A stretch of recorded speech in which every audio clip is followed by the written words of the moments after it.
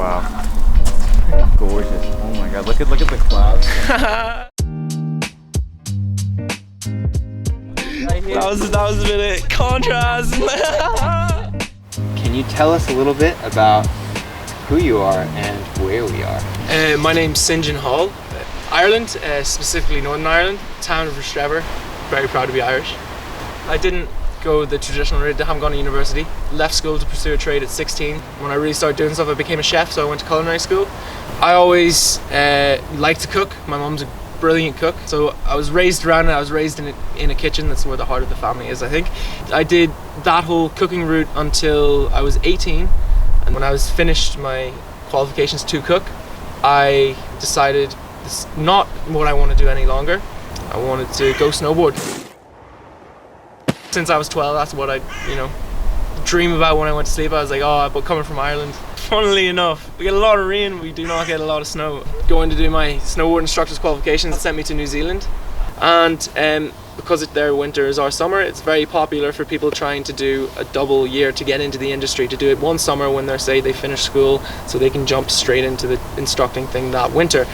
And I was doing it because it's what I want to do as my career. Definitely the most I've been in the moment is when I'm standing on a snowboard. When I'm on a snowboard, I'm the happiest. And I love to teach. I didn't realize how much I'd love to teach. So after my training, I got a job working in Park City and in Utah in America. And bloody amazing, man. They gave me a job. It couldn't have gone better, I don't think. I had a really successful year, amazing year instructing. I've been offered a return position whenever I want to come back. I know that volunteering is another passion of yours. As a result, I think, of snowboarding, I realized how much I like working with young people.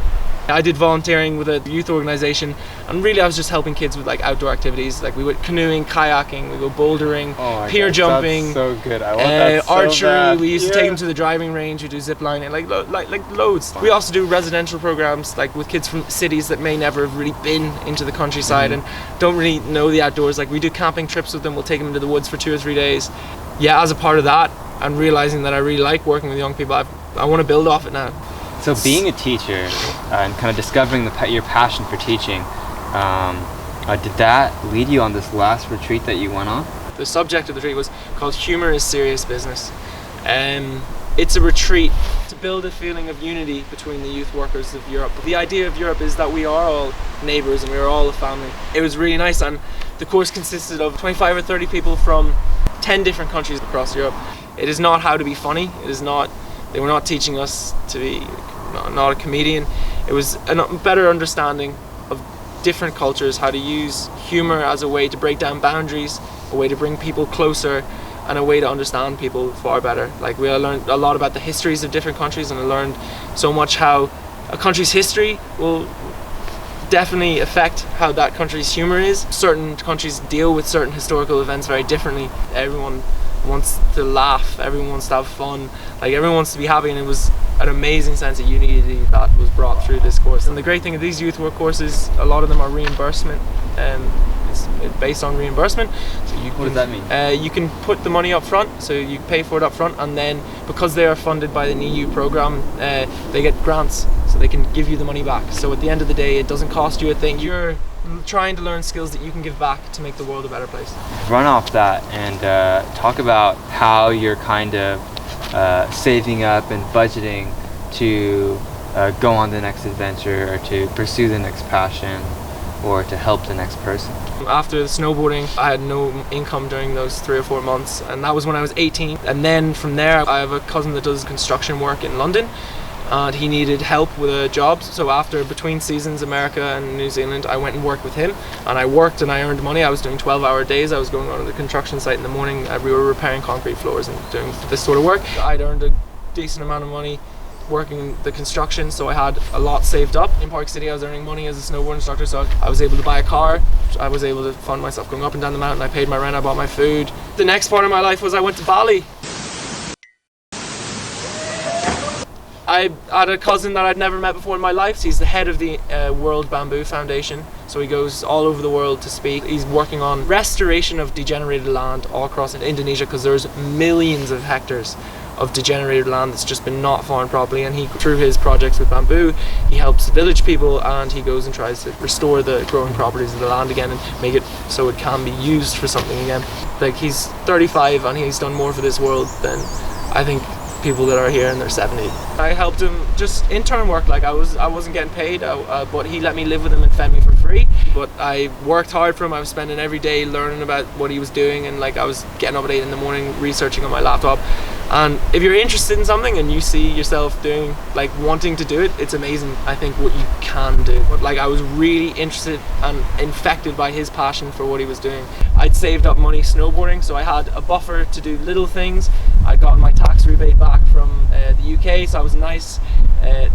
Thank you guys, it's not so bad out here. Just shout out to the UK, please don't change after Brexit. What's next for you? The peace is very recent in Northern Ireland. It's only been since 1998 that we've actually had official peace. So there's huge community relations that need addressed, and I want to get involved with the youth work. I want to see what's going on. I want to take more training courses. I want to learn more. I want to get involved with other organizations. My dad owns a farm, like, you know, he's in a state and he works in the estate and always needs a bit of a hand, I think. Beautiful place to grow up in. What's the estate like? Big. It's called Narrow Water. Yeah, really, again, such a blessing to be given this, but it's not who I am. Everything I see myself doing in the next 20 years doesn't involve this place at all. It's all up in the air at the moment with my schedule and with what I have to do and where I have to be. So, but you just gotta go with the flow. Really, you gotta be adaptable. I've never had too much structure in my life, so it doesn't really bother me too much not having structure. I needed to do something that I absolutely loved at least a couple times a week if it wasn't my main focus, because life's way too short. You know, you should be looking forward to waking up the next day, not looking forward to the holiday you're going on in 3 months. I want to get involved with the youth work. I want to see what's going on. I want to take more training courses. I want to learn more, because that's what the world's for. It's for the younger generation. It's not for the older generation. And luckily, I'm hopefully can be a part of the younger generation, helping the younger generation. Each generation is like different, and it takes a language to speak to them.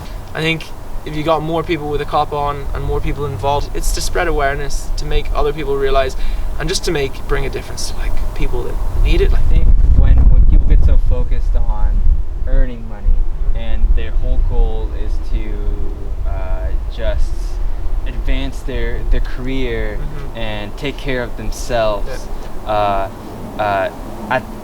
the end of the day they always feel like there's something missing.